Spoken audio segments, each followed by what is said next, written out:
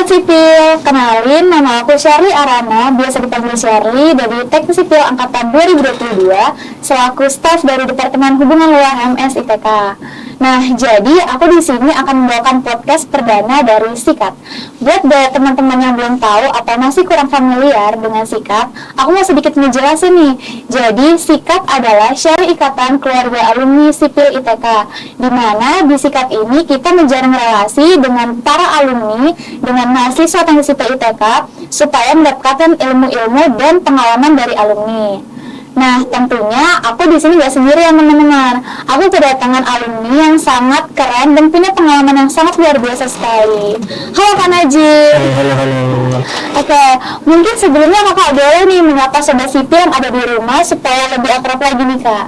Ya, sebelumnya terima kasih. Assalamualaikum warahmatullahi wabarakatuh.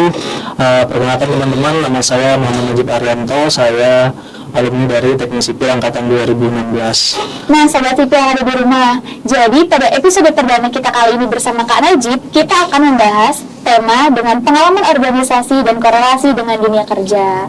Sebelumnya gimana nih Kak kabarnya Kak Najib? Alhamdulillah baik. Sudah dari 2020 mungkin hampir 4 tahun deh, kayak asing lagi. Sudah perubahannya kampus sudah lumayan sangat masif banget tuh.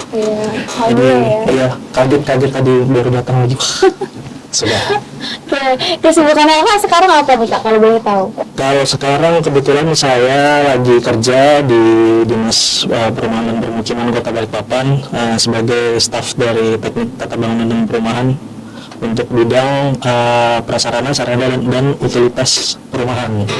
Jadi kerjanya itu terkait misalnya ada perumahan-perumahan di Kota Balikpapan nih, mereka kan punya prasarana jalan, drainase, terus TRTH, taman dan sebagainya. Nah itu harusnya kan itu diserahkan kepada pemerintah kota tuh, maksudnya bagian dari perumahan itu. Nah nanti ketika perumahan itu sudah menyerahkan PSU tersebut, nah kami sebagai bidang PSU itu yang mengelola atau memelihara dari prasarana dan sarana tersebut. Jadi misalnya ada pemeliharaan jalan perumahan dan sebagainya gitu. Jadi lebih banyak monitoring lapangan aja sih kerjanya. Ya, jadi terima kasih ya Kak udah datang ke sini, udah nyempatin bisa waktu dengan Kakak. Ya, terima kasih juga sih diundang. Oke, jadi nih Kak, mungkin di podcast kali ini kita juga punya beberapa pertanyaan yang mungkin sobat sipil ini kepo nih Kak. Nah, gimana teman-teman, kepo nggak? Kepo banget Kak. Oke, jadi mungkin ke pertanyaan pertama kita, seperti yang kita tahu nih Kak, periode teknik sipil itu dikenal dengan stigma yang sulit gitu nggak Kak? Ya, prodi yang sulit, terus juga prodi yang jarang tidur gitu. Nah, kenapa sih Kak, kalau boleh tahu alasan Kakak kenapa tetap memilih di prodi teknik sipil ITK? Ya, sebelumnya aku mau disclaimer dulu ya. Mohon maaf kalau senior-senior saya, alumni lain, kalau misalnya ada kata-kata dari saya yang tidak sesuai dengan apa yang ada di saya, mohon maaf. Ini based on experience saya aja. Sebenarnya aku itu masuk di sipil itu prosesnya nggak sengaja. Jadi memang benar bukan pure dari awal pilihan di sipil. Jadi dulu memang masuk di SNMPTN itu pilihan pertama aku itu adalah justru di PWK. Kemudian di pilihan kedua itu di teknik sipil. Nah pada akhirnya yang lolos justru di teknik sipil gitu. Nah jadi untuk terkait stigma tersebut ya awalnya memang nggak tahu gitu loh. Maksudnya memang sipil ini dari awal saya itu buta lah terkait sipil itu gimana. Pada awalnya memang waktu itu semester 1 waktu tugas MBS itu sempat ya kayak apa ya, ngerasa berat lah gitu, sempat sudah sedih-sedihan juga, sempat mau nangis kayak waktu itu. Karena waktu itu juga posisinya teman-teman yang lain udah selesai kumpul gambar, sedangkan kami itu karena salah satu dosen asistensi kami yang waktu itu lumayan super gitu lah. Nanti mungkin cerita aja. Jadi agak molor gitu. Nah tapi makin lama itu jadi kebiasaan, maksudnya sudah terbiasa lah. Yang penting punya niat dan kemauan yang baik aja gitu. dan terutama teman-teman sih, maksudnya teman-teman aku juga angkatan 16 waktu itu ya support banget, maksudnya meskipun aku yang nggak punya latar belakang sipil sama sekali, yang nggak tahu sipil itu dari apa gimana, ya itu dari teman-teman ngebantuin aku lah. Jadi alhamdulillah bisa sampai lulus dan ya udah lewat gitu aja gitu. Memang awalnya berat tapi ya udah dijalanin aja. Jadi alhamdulillah gitu ya kak, walaupun ada struggle di awal, tapi orang kita ngejalaninnya juga sampai jadi kakak di tahap sekarang sudah lulus dari teknik sipil. Alhamdulillah. Oke. Nah, mungkin seperti tujuan kita berkuliah itu tentunya mengejar akademik bukan?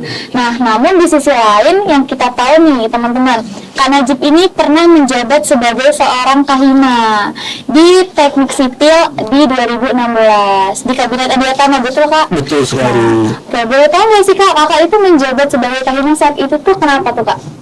Nah itu juga kalau jadi kahima juga waktu itu nggak sengaja juga. Jadi memang saya itu di TK ini penuh dengan ketidaksengajaan. Jadi pada awalnya ya memang kalau kita lihat waktu itu kan SDM dari sipil sendiri masih belum terlalu banyak. Jadi belum ada tuh yang ibaratnya kubu-kubuan yang aneh banget. Iya, ya ada mungkin cuman tidak, masih belum gede ya, maksudnya masih circle kecil doang. Jadi kan waktu itu sudah pada mau proses pergantian kepengurusan. Nah waktu itu ya kami karena masih lingkupnya nggak terlalu gede, jadi ya untuk pemilihan terkait calon ketua himpunan itu apa sih namanya, kita awalnya tuh voting dulu di waktu itu ya semacam kita musyawarah dulu lah satu angkatan ini, ibaratnya kan ini tahunnya kita nih 2016, ini siapa-siapa teman-teman yang mau ngajukan naik. Dan pada waktu itu ya teman-teman awalnya mungkin sembarangan aja kalian masukin nama aku. Pada akhirnya ujung-ujungnya ya yang lain-lain mundur, tinggal aku sama Wijaya waktu itu. Nah, dan pada akhirnya ya akulah yang jadi kahimanya. Jadi ya itu juga jadi pengalaman apa ya, terbaru lah buat aku, karena jujur dari SMA itu aku gak pernah namanya organisasi. Nah, aku baru mulai organisasi itu waktu di kuliah itu. Waktu di kuliah aku ikut staf magang di KMITK, Kabinet Integrasi, di stafnya Kemenristek waktu itu. Baru 2018 jadi stafnya Kesma di HMS. Baru 2019 jadi kahima. Jadi benar-benar pengalaman organisasiku memang berawal dari ITK sini gitu. Jadi kalau misalnya kayak gitu tuh kakak boleh nggak sih kak kayak ngasih motivasi nih buat teman-teman? Tadi kan mungkin di sedikit yang saya dengar mungkin kakak pengalaman organisasinya baru di ITK, ada di ITK. Nah mungkin teman-teman ini takut nih kak buat melanjutkan karena mungkin mereka merasa tidak punya pengalaman organisasi. Mungkin kakak bisa sedikit berikan dorongan nih kak buat teman-teman lebih aktif lagi buat berorganisasi. Ya apa ya? Ya buktinya kayak saya aja lah, beda gitu. Maksudnya saya juga dulu nggak punya basic sama sekali gitu di organisasi, cuman emang ada kemauan, maksudnya pengen mencoba sesuatu hal yang baru lah gitu. Gimana sih caranya kita kalau misalnya kayak teamwork di antar angkatan kan ya udah biasa gitu loh. Nah kalau kita masuk di organisasi kan itu campur angkatan, entah campur prodi dan lain sebagainya. Jadi gimana caranya bisa apa ya, teamwork satu dengan yang lain, orang yang dengan beda-beda latar belakang kayak gitu loh. Nah itulah dari situ ya belajar banyak hal gitu, kayak terkait manajemen waktu, terus tanggung jawab, teamwork, problem solving juga dan sebagainya. Jadi ya alhamdulillah hal-hal tersebut lah yang bisa bikin saya sampai di titik sekarang ini gitu. Jadi buat teman-teman harus ikut organisasi apapun itu. Gak apa-apa, belajar aja. Oke, jadi harus ikut ya teman-teman. Itu juga pesan dan motivasi dari Kak Najib. Semoga teman-teman di rumah tergerak hatinya dan terus aktif di organisasi selanjutnya.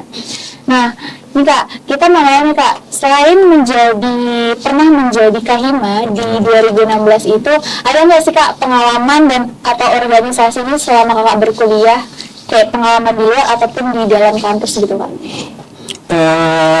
Waktu itu 2019 saya pengalaman yang menurut saya salah satu pengalaman yang paling saya apa ya, berharga lah gitu. Karena waktu di 2019 itu kebetulan kami teman-teman Kahima seluruh prodi itu ibaratnya sudah klop banget gitu loh, sudah nge-blend satu sama lain. Jadi ketika ada kegiatan terutama berkaitan dengan apalagi masalah kaderisasi ya, yang waktu itu memang lagi ini, dulu waktu itu 2019 itu kami menjabat juga sempat ada problem-problem terkait kaderisasi juga, tapi karena kami sebagai ketua himpunan terus di teman-teman Kahima di prodi lain juga ibaratnya saling support satu sama lain lah, jadi masalah-masalah tersebut ya bisa diselesaikan bareng gitu loh. Jadi maksudnya senang aja ya waktu itu, maksudnya malah nambah nggak cuma jadi ketua himpunan tapi nambah relasi baru di prodi lain. Terus itu juga mungkin waktu itu saya ikut Tawerek, teman-teman kalau tahu Tawerek itu adalah kegiatan USKM TSI. Jadi ada namanya Temu Wilayah Regional di waktu itu di Untak tahun 2019 sampai 2020 ya, saya lupa, 2019 kalau nggak salah. Nah di situ juga ketemu sama teman-teman dari kampus-kampus lain, terus ibaratnya tukar pikiran lah terkait program-program mereka juga seperti apa di sana, terus mereka juga nanya program kita gimana. Jadi ya selain nambah relasi juga nambah pengalaman, ya itu sih yang eksternal yang paling saya senangi lah gitu.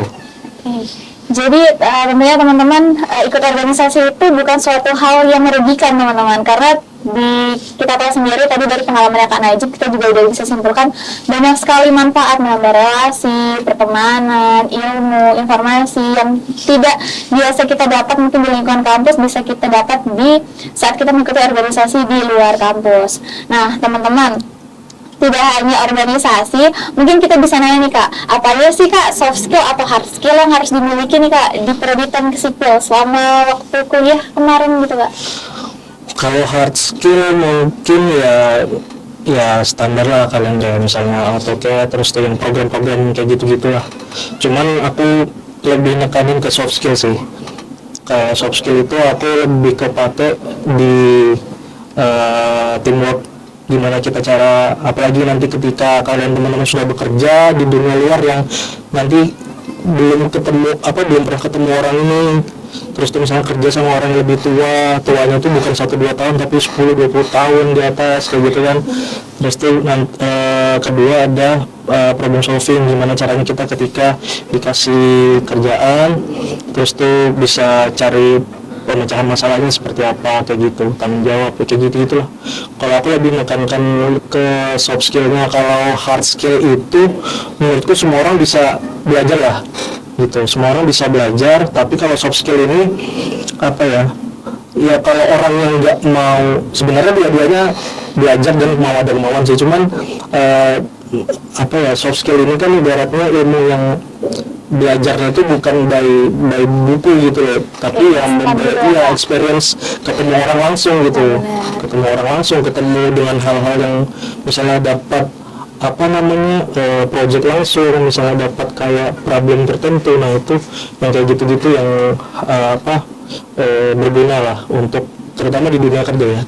Jadi makanya ya saran saya sih teman-teman untuk soft skillnya bisa ditingkatkan, mumpung masih di kuliah nih, ditingkatkan aja dulu kayak gitu. Jadi ketika nanti kerja, kalau masalah hard skill kebetulan kalau kita kerjakan mungkin ada nanti dapat kayak software baru yang nanti kita kan bakal belajar lagi gitu. Jadi tetap bisa belajar di tempat yang baru. Tapi kalau soft skill harus ada dasarnya dulu deh, yang memang harus dibikin fondasinya dulu supaya kedepannya bisa enak lah terutama nanti dalam dunia kerja gitu.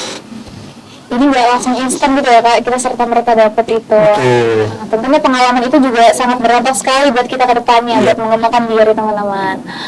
Mungkin kalau dari kita itu saja sih Kak pertanyaannya. Mungkin kita juga ada punya pertanyaan nih Kak dari Sobat Sipil dari question box HMS ITK. Mungkin dari teman-temannya bisa dibacain.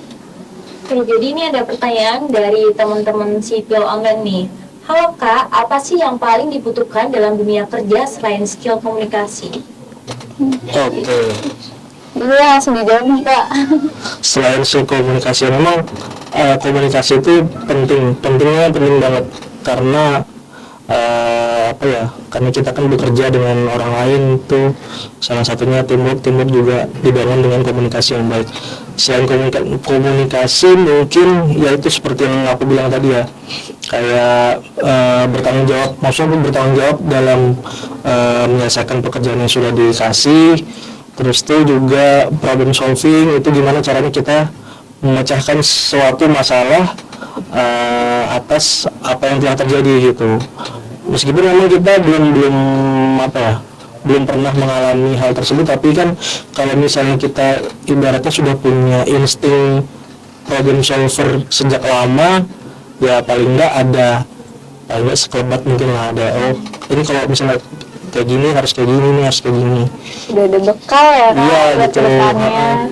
Lebih ke itu sih, kayak teamwork, tanggung jawab, problem solving, ya itu sih yang lebih utama dibanding komunikasi. Tapi tetap komunikasi adalah memang apa ya, semacam jendelanya lah gitu, karena kita dari awal kerja itu kan yang orang lihat sama kita itu di awal kan komunikasi kita gimana, apakah nyambung ketika kita dikasih kerjaan A, B, C atau D dan sebagainya, apakah kita ibaratnya ketika kamu dipasangkan bekerja dengan si A, apakah cara ngobrolnya nyambung atau tidak, seperti apa, itu memang awal dari itu. Tapi untuk lanjut tahap penunjukannya mungkin hal-hal yang tadi saya sebutkan bisa jadi apa ya, tambahan-tambahan buat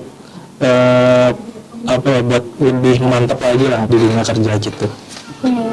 Ya mungkin teman-teman juga bisa tadi udah didengar ya teman-teman dari Kak Najib ini motivasi dan juga pengalamannya sampai sekarang.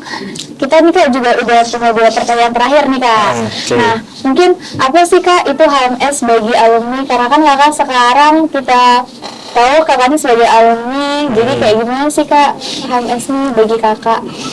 Ya, HMS itu salah satu wadah internal kita yang ibaratnya paling dekat dengan kita, yang paling banyak memberikan rezeki lah, kalau aku bilang rezeki buat kita, kayak karena misalnya kayak kita difasilitasi sama teman-teman HMS buat kegiatan A, kegiatan B, kegiatan C. Nah, hal-hal tersebut kan bisa menambah sesuatu dari kita, entah dalam bentuk hard skill maupun soft skill. Nah, selain itu juga HMS itu ya tempat buat bercerita gitu. Jadi teman-teman di HMS, entah angkatan atasku atau di bawahku, itu kalau misalnya kita sudah kenal dekat, enak gitu loh, pengen sharing apapun. Misalnya kita butuh bantuannya adik tingkat, ya kalau misalnya kita sudah kenal kan enak. Gitu juga mereka kalau misalnya butuh bantuan kita, kalau mereka sudah kenal sama kita kan enak gitu. Jadi sebuah wadah yang menurut aku perlu terus dijaga kebersamaannya, jangan sampai ada perpecahan di dalamnya. Ya kita juga sebagai alumni mengharapkan hal-hal tersebut gitu loh. Kita juga jangan hanya menjadi himpunan yang jago keluar tapi nggak ada hasilnya kayak gitu kan. Nah, kita ibaratnya ya pengennya teman-teman juga dari HMS itu dapat output yang bagus lah gitu, entah dari soft skill maupun hard skillnya gitu.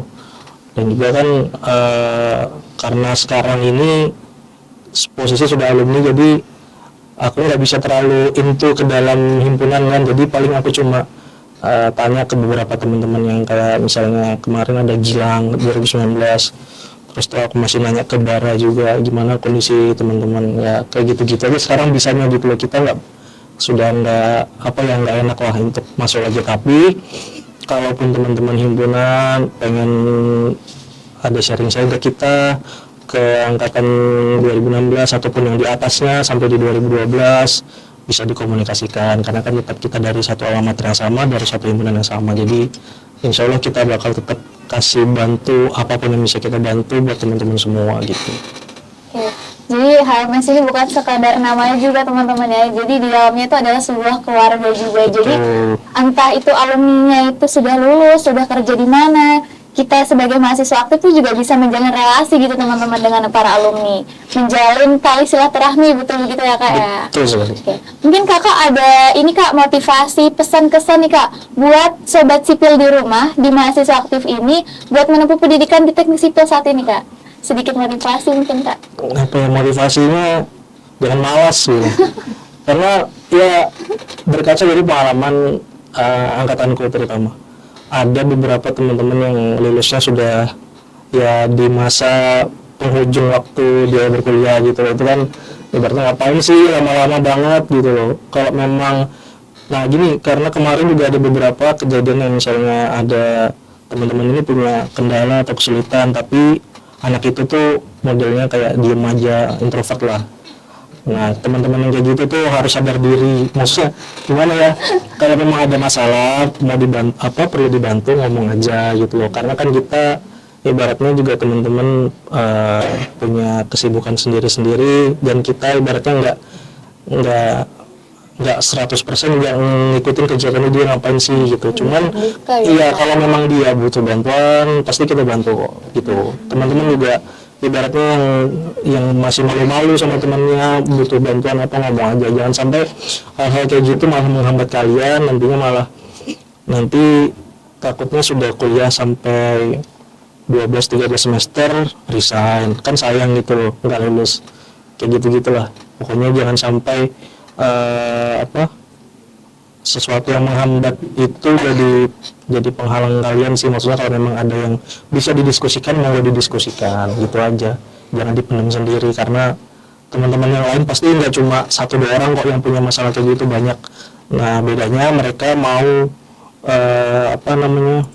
ibaratnya sharing ke teman-teman lainnya. Nah yang orang-orang yang kurang ini yang mau gue bisa ditiru lah gitu, biar nggak apa-apa. Maksudnya kalau memang nggak pengen rame-rame kan cuma paling cari orang terdekatnya dulu siapa gitu kan, satu orang ngobrol, nanti dari temen itu yang menyampaikan ke yang lain gitu. Jangan dipendam sendiri kalau ada masalah. Tuh. Oke, jadi itu teman-teman pesan dan kesan buat teman-teman semua dari Kak Najib. Semoga itu bisa mendorong teman-teman dan teman-teman ingat terus pesan dan kesan dari Kak Najib ini. Oke Sobat Sipil, mungkin itu saja tadi pertanyaan dari kita buat Kak Najib. Terima kasih banyak. Oke, terima kasih ya Kak buat nempatin waktunya di tengah kesibukannya Kakak. Dan mungkin kita ada sedikit kenang-kenangan nih Kak dari HMS ITK. Jadi ini ada sedikit kenang-kenangan Kak dari HMS ITK buat Kakak, karena terima kasih Kak juga udah menyempatkan waktunya gitu Kak. Ini Kak, Ya. terima kasih Kak. Oke, terima kasih, saya terima ya. Terima kasih ya Kak buat waktunya untuk datang ke sini. Kalau memang nanti ada yang perlu didiskusikan lagi bisa kontak aja. Kebetulan saya posisinya dari Balikpapan, jadi aman aja kalau pengen aja diskusi. Selama waktunya kosong nanti insya Allah aman deh. Mungkin kalau teman-teman Sobat Sipil nih yang masih ingin bertanya tentang apa aja sih, apapun itu ke Kak Najib, mungkin bisa dihubungi lewat mana Kak? Bisa di mana ya? Nanti ajak kita ketemuan juga nggak apa-apa. Ajak ngobrol-ngobrol aja, kita ngopi-ngopi lah, biar enak kan, biar santai. Nggak usah terlalu yang formal-formal banget lah gitu. Oke, mungkin terima kasih juga sekali lagi, terima kasih buat Kak Najib, dan terima kasih kepada teman-teman yang telah menyempatkan hadir, dan teman-teman yang telah menonton sampai akhir dan menyimak sampai akhir, dan sampai jumpa di podcast Sikat selanjutnya. Bye bye.